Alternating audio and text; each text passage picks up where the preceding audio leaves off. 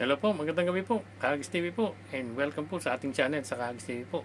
And before that, mag-intro ho muna tayo.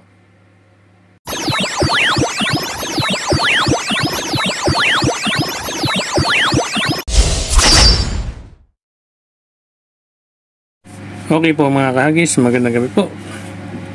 So, for today's episode po natin, bali po mag-upgrade ho tayo ng treble hook ng ating mga lures na gagamitin po natin this week.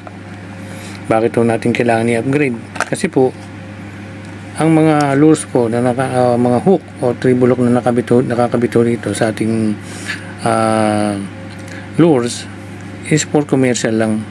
Hindi po siya talaga ganon ka, although matibay din ho siya, pero yung breaking point ho niya is hindi ho gaya ng ipapalit ho nating treble hook na mas quality ho to at sigurado mas matibay. Hindi ko siya basta mababaluktot kasi by experience po sa akin ho, once ko nakagatan to ng medyo magandang isda at talagang may laban pa, yung nakagat na ho siya din plus additional na hihilahin pa, susuwetehin na ho tayo kung may lalando natin. But probably po malimit naman po kumakagat dito is mga tamang size lang ho ng isda. So for safety po natin or for safety or siguraduhan, pag siguraduhan ho natin, kailangan ho natin pagkanan treble hook para po pag ginamit ho natin, kumagat man ng malaki, sigurado may ilalando natin. So tayo na po at ipakikita ko po sa inyo kung ano po yung ating treble hook na gagamitin. So ito po yung treble hook na gagamitin po natin. Alam niyo ba kung saan ko nabili ito? Sa Daiso ko lang ho nabili ito. Pero quality ho ito. Titingnan ko, quality yan. Para nga pong BKK na rin yung dating yun. So size 8 po. 3 piraso po ang laman. So bumili ako ng 2. Saktong-sakto po sa 3 papalitan po natin ng treble hook. So ito pong treble hook na to, tested ko na ho to, kaya sa Daiso ko nabili kasi po mura na, matibay pa. So ito po yung mga ginagamit ko before na kinakabit po natin kay Aurora. Ito po siya, at ngayon po kinakabit po natin kay Master Eli na lures. So siya nga po pala, ito pala si Master Eli. Pakilala ko sa inyo. Ito yung nabili ko sa Shopee sa Pilipinas. Sikat na sikat po ito sa atin si Master Eli. Bakit ito? Pag ito binili niyo si Master Eli, ang maganda ko rito, may kasama na pong leader at may kasama na po siyang snap. Ayun, nakakabit na. So ikakabit nyo na lang yung leader line, gagamitin nyo na lang at ihagis nyo na lang. So ito po isa 8 grams. Ang sukat po niya is 8 grams. Samantalang po sa Aurora ang ginagamit po natin usually is 6.1 grams lang. So medyo mabigat po to. So medium light naman po yung ginagamit natin. So wala po tayong alinlangan. So ito po si Master Eli, pakikilala ko sa inyo. Nagamit na natin to before pero hindi pa siya masyadong kilala ng kumbaga sa spot natin. Hindi pa siya masyadong ganun kumbaga kilala na isda. Hindi pa siya notify. So papalitan na rin ng treble hook at gagamitin po natin dito. Gagamitin po natin ito sa next weekend. So ang galing yun. May kasama na po siyang leader at may kasama na po siyang snap. Master Eli po. Sana Master Eli po, maraming po salamat. So tayo na po, umpisa na po natin ang pagpapalit po ng treble hook ng ating lures na gagamitin po this weekend. Tayo na po. So ito po, sa pagpapalit po ng lures, kailangan po natin is plier. So tatanggalin po natin itong rubber na to. Madali lang yung tanggalin eh. Ayan, madali mo putol. So puputulin lang natin yun, then ako natin tatanggalin. So kailangan natin talaga nito plier. So ingat-ingat lang ha. Yan o, tanggal na. Huwag nyo itatry na kunin yung goma kasi po baka masugatan pa kayo. So, yan. So, pagpapalit ho natin ng treble hook. So, ang isipin ho natin, snap o yung slip ring. As it is na ho itong slip ring na gagamitin ho natin. Matibay ho yan. Matibay ho ang slip ring na to. Hindi ho yan basta mauunat kahit ho ilang kilo yung kumagat. May isda. So, probably po, mga 2 kilo, kayang-kaya ho nito. Ang slip ring na to. Hindi ho basta to mauunat. So, medyo para ho makatipid din ho tayo. As it is na ho itong slip ring na gagamitin ho natin. Usually, ganun ho ginagamit ko. So, treble hook lang ho tatanggalin natin at kakabitan ho natin ng bago. Yun lang po yun. So, ganyan naman po yan. Madali lang naman po tanggalin yan.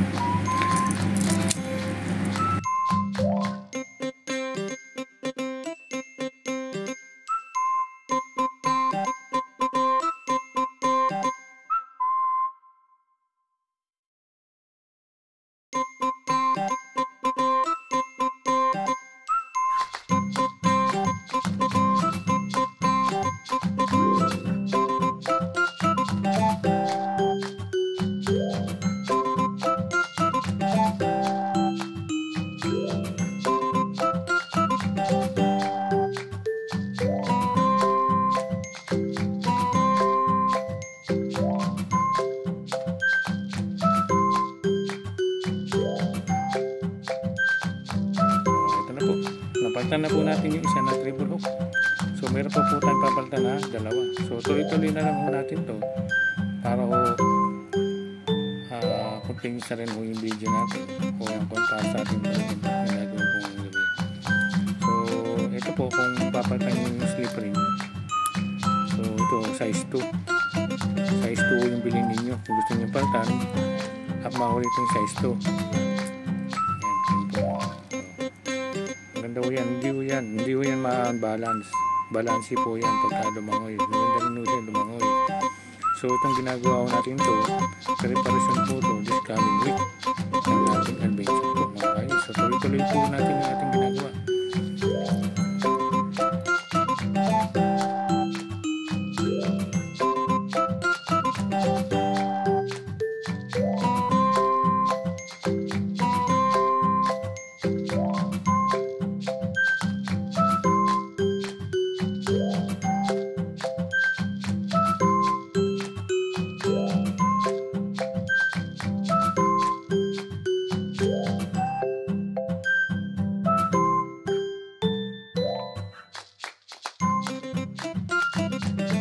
Yan, okay po. So bali sa dice po natin nabili yung treble hook. Naikabit na ho natin yung 2 rito. At mayroon pa yung isa. So sakto-sakto lang ho yung laman nang nabili ho natin treble hook sa Daiso. So may nabibili naman ho talaga ng treble hook dito. Kaso medyo mahal. Kaya may isang piraso lang naman ho. So meron naman pong pwedeng mabilhan dyan na same quality po na hindi naman alam ng ibang mga angler na quality nung nabibili natin si parehas lang. So nadi-discover lang natin yan. So ito po sinishare naman natin sa pamamagitan po ng ating ginagawang mga sharing ng idea po sa Kahagis TV. So yan po. So meron pa tayong 2. Ipapalito natin kay Master Eddie. Po siya. So kay Master Eddie na lang po natin nilalagay yung 2 na remaining. So ito ay si Master Eddie. Sigurado to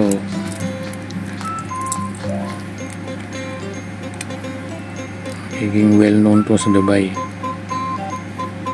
Pagtanong natin ng treble hook at I'm sure mapapalaban to this coming weekend. Then yung treble hook po na tinanggal ho natin, huwag yung itatapon kasi sayang naman ho. Yan ho.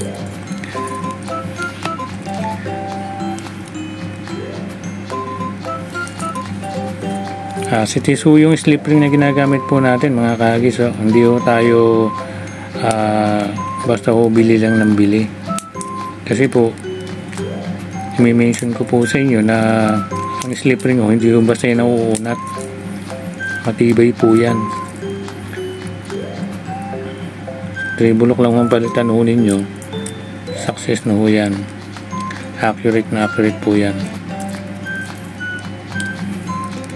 Yan po. Pero kung gusto nyo palitan para mas sigurado kayo, bili po kayo ng isang balot lang. Size 2 na slip ring. Ito na po. Last na po ito.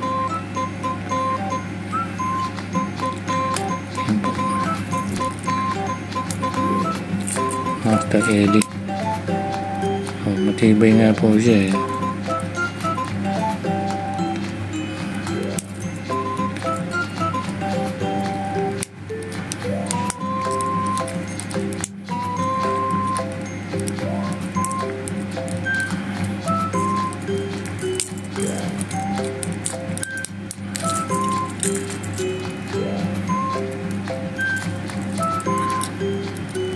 Pumasok ko doon, sumunod. Yan po. Okay po. Master Eli po. Yan si Aurora po na ginagamit po natin. Napalitan na po natin yung tribulok. Halos lahat ho to pala mga kagis. Ginagawa ko to sa lahat ng mga close na ginagamit po natin. Ito po, preparation po itong ginagawa po natin this coming week. So kung may nabibili ho kayong doors, minsan po merong slip ring dito, minsan wala. So gaya ko nito, wala ko yun ang binili ko, nilagyan ko na lang. Then yun nga, pinapalitan mo natin ng treble hook. Then ito si Master Eddie, binili ko ito, wala ko yung slip ring, nilagyan ko na lang ho. Ang nasa kanya lang ho dati, snap lang ho. Snap lang ho, nakarekta dyan. So nilagyan ko lang ho ng slip ring yan para mas maganda. So ito po yung gagamitin natin this coming week po. So preparation po. So at sana po may natutunan po tayo sa araw na to, sa gabing ito, sa Kagis TV po. Sharing po ng idea, iwas gastusin ho tayo. Dahil kung gagastos din naman ho tayo, pwede naman po yung slip ring na nakakabit dito. Matibay din naman ho yan. Hindi pa ho tayo masyado masasaktan sa bulsa. Kasi kung bibili ko tayo ng accessories pa ho niyan, medyo mabigat na. Then ito po, okay na po yan. Piliin na lang okay na magandang kulay ng low snow ninyo, palitan ng treble hook, then laban na.